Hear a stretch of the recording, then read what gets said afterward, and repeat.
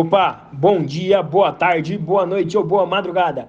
O intuito desse áudio é fazer a leitura do Código de Normas de Santa Catarina, do seu artigo 1º ao seu artigo 31º, com algumas observações em alguns artigos. Título 1. Organização dos serviços da Corregedoria. Capítulo 1. Normas e atos administrativos. Artigo 1º.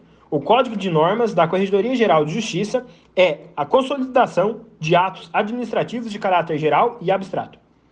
Artigo 2º. São atos da Corregedoria Geral de Justiça. Inciso 1º. Provimento vincula regras de caráter geral e abstrato. Inciso 2º. Orientação. Forma de interpretação e execução da norma. Inciso 3º. Portaria. Formaliza medidas administrativas. Inciso 4º. Circular. Divulga matéria normativa ou administrativa para conhecimento geral. Inciso 5º. Ofício. Ato de comunicação externa. Inciso 6º. Ordem de serviço. Transmite determinação interna quanto à maneira de conduzir os serviços. E, inciso 7º, demais atos administrativos. Artigo 3º. Para atender às peculiaridades locais, o juiz poderá, observando os princípios da legalidade, da oportunidade e da necessidade, editar portaria e ordem de serviço. Deverão ser arquivadas em pasta própria para eventual análise por ocasião das correições. Capítulo 2º. Função correicional. Artigo 4º. As atividades correicionais são exercidas pelo Corregedor-Geral da Justiça e pelo Vice-Corregedor-Geral da Justiça, com o auxílio de juízes corregedores, nos limites das respectivas atribuições por juízes. Artigo 5º. A fiscalização dos juízes vinculados ao 1º grau de jurisdição e dos serviços auxiliares, das turmas recursais e das serventias notariais e de registro dar-se-á por meio de correição e de controle do cumprimento dos atos e procedimentos.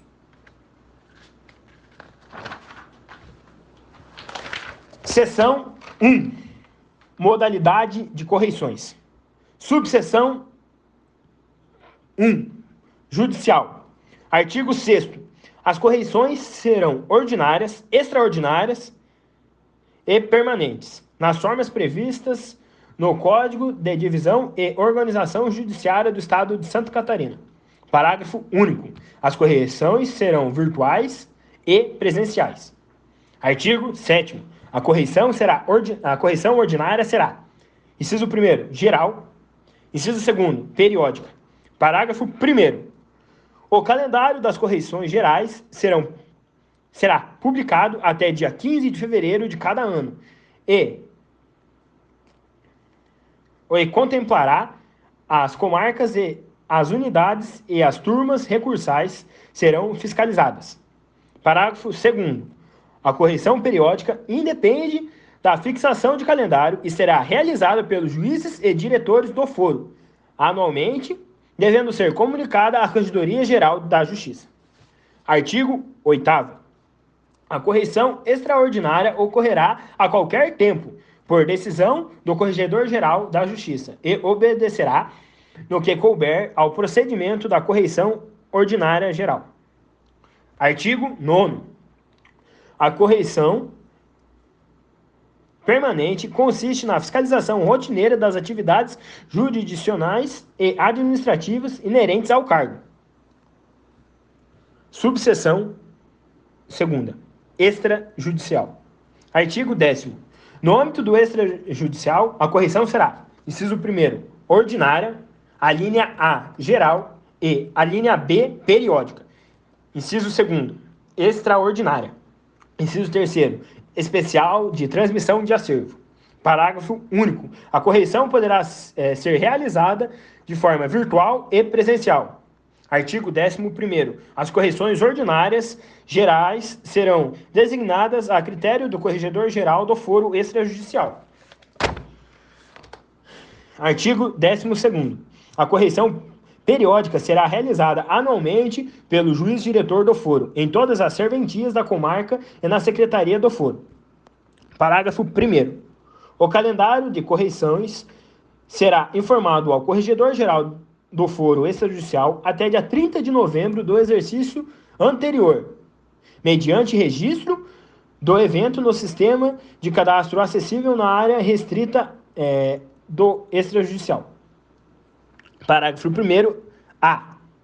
Os juízes diretores do foro da mesma região judiciária poderão editar portarias conjuntas para a formação de equipes de correição com os servidores de suas comarcas. Parágrafo 2º. Revogado. Parágrafo 3º. Eventual correição extraordinária não será inserida no cômputo. Parágrafo 4º. No prazo de 15 dias a contar do encerramento da correição, o respectivo relatório deverá ser registrado no histórico da serventia, no sistema do cadastro extrajudicial. Parágrafo 5º. O relatório da correição ordinária realizada na Secretaria do Foro deverá ser arquivado em pasta própria, na referida unidade administrativa, sem prejuízo da adoção de medidas corretivas ou de aprimoramento dos serviços ali prestados. Artigo 13º. A correição ordinária consiste em atividades de rotina voltado à coleta de informações necessárias à instrução de procedimentos administrativos despidos de natureza disciplinar ou à verificação da qualidade dos serviços com ou sem a identidade de irregularidades. Artigo 14º. A correição extraordinária que ocorrerá a qualquer tempo destina-se à apuração de fatos de cunho disciplinar e obedecerá, no que couber, ao procedimento de correição ordinária. Artigo 15º. Sempre que houver substituição do responsável pela serventia, o juiz diretor do foro realizará a correição especial para a transmissão do acervo. Parágrafo único. A Corregedoria Geral da Justiça elaborará manual específico com orientações gerais e modelos para transmissão de acervo. Artigo 16º. As correições virtuais serão realizadas por meio do sistema de aferição de produtividade e das unidades jurisdicionais e da qualidade dos serviços notariais e registros, e consistirão na análise dos dados capturados pela Corregedoria Geral da Justiça. Seção 2ª. Controles correcionais. Artigo 17º. Os controles correcionais serão realizados por meio de sistemas de aferição de produtividade do juiz, do desempenho das varas e dos serviços judiciários, com base na análise estatística dos dados capturados pela Corregedoria Geral da Justiça. Artigo 18º. É responsabilidade do juiz a fiscalização da correta alimentação do sistema informatizado disponibilizado pelo Poder Judiciário. Artigo 19º. A aferição da produtividade do juiz observará os aspectos qualitativos, quantitativos da prestação jurisdicional e da prestação de exercício das funções, o aperfeiçoamento técnico e a adequação à conduta do Código de Ética de Magistratura Nacional. Artigo 20º. As aferições de desempenho das varas e dos serviços judiciários observarão os critérios fixados em ato administrativo do Corregedor-Geral da Justiça. Capítulo 3º. Procedimentos administrativos. Seção 1. Pedido inicial. Os procedimentos administrativos poderão iniciar-se de ofício ou a pedido do interessado. Artigo 22. O pedido inicial do interessado deve ser formulado por escrito, preferencialmente por meio eletrônico, e conter os seguintes dados. Inciso 1º. O nome, a qualificação e o endereço, inclusive eletrônico. Inciso 2º. A formulação do pedido com exposição dos fatos e seus fundamentos. Parágrafo único. O pedido inicial for apresentado, quando o pedido inicial for apresentado por intermédio de advogado, a atuação do procedimento em nome do representado pelo causídico demandará a existência de procuração com poderes especiais para atuar perante a Corregedoria Geral de Justiça. Seção 2ª. Tramitação prioritária. Artigo 23º. Terão prioridade na tramitação os procedimentos administrativos em que figure como interessado, inciso 1º, pessoa com idade ou superior, igual ou superior a 60 anos. Inciso 2º, pessoa com deficiência física ou mental. Inciso 3º, criança ou adolescente. Inciso 4º, pessoa portadora das doenças relacionadas no inciso 4º do artigo 4º da Lei 12.008 de 2009.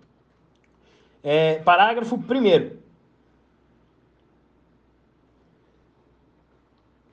A pessoa interessada na tramitação prioritária deverá requerê-la. Artigo 2º, parágrafo 2º. Deferida a prioridade, os autos receberão identificação própria. Seção 3. Comunicação dos atos. Artigo 24. As comunicações dos atos dar-serão preferencialmente por meio eletrônico, salvo determinação contrária. Artigo 25º. Os interessados comunicarão à Corregedoria as mudanças de endereços ocorridas no curso do procedimento. Parágrafo único. Reputa-se eficazes os atos enviados aos locais anteriormente indicados, na ausência de comunicação. Seção 4ª. Prazos. Artigo 26º. Nos procedimentos administrativos, o Corregedor-Geral da Justiça e o Vice-Corregedor, por delegação desses, os juízes corregedores poderão solicitar informações que serão prestadas no prazo de 15 dias, salvo determinação em contrário. Artigo 27º. Começará a fluir o prazo. Inciso 1º. Por meio eletrônico, no primeiro dia útil seguinte à confirmação do recebimento da comunicação. Inciso 2º, por meio físico, da data da juntada aos autos do aviso do recebimento ou do mandado. Parágrafo único. Não havendo confirmação do recebimento da comunicação eletrônica no prazo de 5 dias, o ato dar-se por meio físico. Seção 5. Direito de examinar os autos. Artigo 28º. Os interessados têm direito à vista do processo e à obtenção de certidões ou cópias reprográficas dos dados e documentos que integram, ressalvados os terceiros, protegidos por sigilo ou pelo direito à privacidade, à honra, à imagem. Subseção 6ª. Desistência, renúncia e extinção. Artigo 29º. O interessado poderá, mediante manifestação escrita, desistir total ou parcialmente do pedido ou ainda renunciar a direitos disponíveis, salvo se a Corregedoria-Geral de Justiça considerar que o interesse público exige a continuidade do procedimento. Artigo 30º. O procedimento que envolver direito disponível será extinto quando, por não promover os atos e diligências que lhe competir, o requerente não atender o prazo fixado para a respectiva atuação. Parágrafo único. A advertência prevista no caput deste artigo deve estar consignada expressamente na comunicação para sua aplicabilidade. Artigo 31º. Quando o processo tiver exaurido a sua finalidade ou o objeto da decisão se tornar impossível ou prejudicado por fato superveniente, será declarado extinto.